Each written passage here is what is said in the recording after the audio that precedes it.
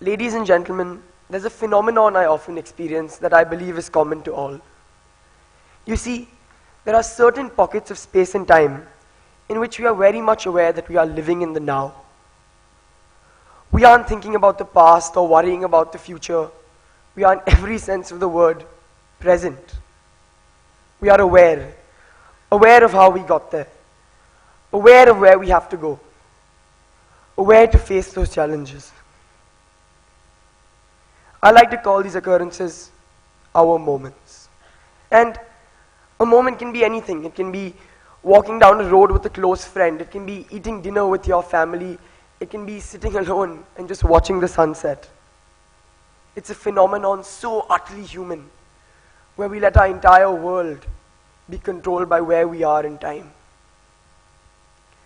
For a long time, I used to believe that it was these moments that made us who we are, because it is these moments that we tend to remember. But I was wrong. While we celebrate every milestone, it's everything in between that actually counts. They say we are made of memories, and while it's the greatest cliche out there, it's true. Every experience we have had has formed our identity. And our identity is us. It's who we are. I've thought a lot about this, and from what I can tell, there are many different types of moments we all experience. Some moments are lost. Some moments we want to forget. And then there are the others, which are so significant that they change our lives forever. Our time at DAIS has been filled with wonderful moments. Many of us have grown up here, going from being toddlers, wearing blue t-shirts dotted with suns, to adults who are ready to face the world. We have experienced life to the fullest, with moment after moment, changing our lives in the smallest way possible. And yet, unfortunately, some of these memories have faded over time. Do you remember who taught you how to read, to count from 1 to 100, to tie your shoelaces?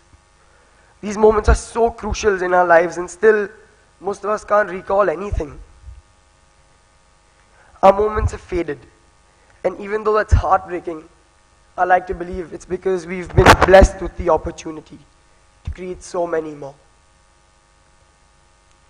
Now, while some moments are lost, there are others that we wish were lost forever.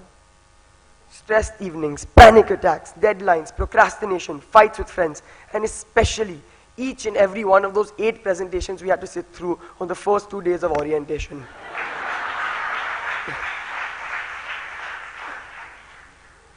No one likes being reminded of his or her failures when things did not go according to plan, and as humans we often tend to lock these moments away, accessing them at the worst possible times, reliving the worst of them when we need them the least.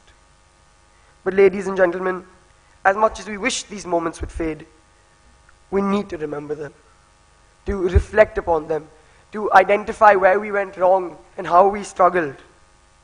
The lessons learned from these difficult moments are some of the most important, and we should embrace them. Our lives are a series of moments, and we should embrace them all, the worst ones and the best ones. Yes, ladies and gentlemen, embrace them. The worst ones and the best ones, the important ones and the ones we wish to forget, and most importantly, the moments that are significant. Today, I have my own identity, my own beliefs, my own views, my own personality, all of which has been formed by my significant moments.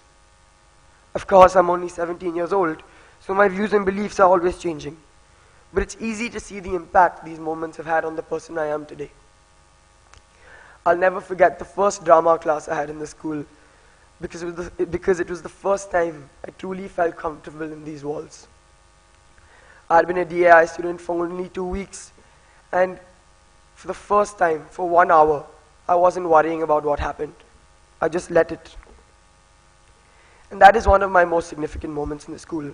But no one wants to hear about me, because ladies and gentlemen, today is not about me. Today is about us all. So today, I want to remind you all of your significant moments. I I want you to remember that time when almost the entire class played Holi in Jamnagar, and while 60 kids laughed and 60 kids threw color, for the first time, 60 kids truly bonded. It was the purest form of friendship, something that signified how much we truly cared for one another. I want you to remember the jungle gym, right outside this auditorium, and how reaching the top platform went from being one of the most daunting things for the first members of the pioneer batch of our school to reminding us all in this auditorium about how that platform right there was once the highest place in the world for us. And although many of us have played in different jungle gyms, in different patches of grass, this one is special to us all merely because of what it signifies. It is an indicator of our journeys, how we grew up, how we matured. It reminds us of all the fun times while reassuring us of more special moments in the future. I want you to remember all the times we worked together on a farewell or a social event, when 100 people would come together to create something that belonged to them in one way or the other. I want you to remember our IAYP trip to Sajan last year. And while much of the trekking are moments that I would like to forget, the trip mattered in so many other ways for so many other reasons. Many faced struggles on those days, and the fact that each group could band together to take care of their own meant so much. It's very easy to look at our class and see so many different types of people.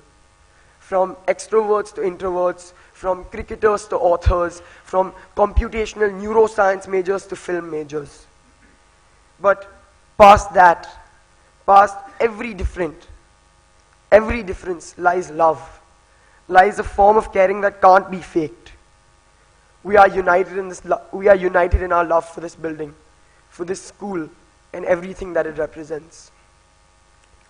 On our last annual day, as we walked down those aisles for the last time, our impending departure from DAIS became a reality.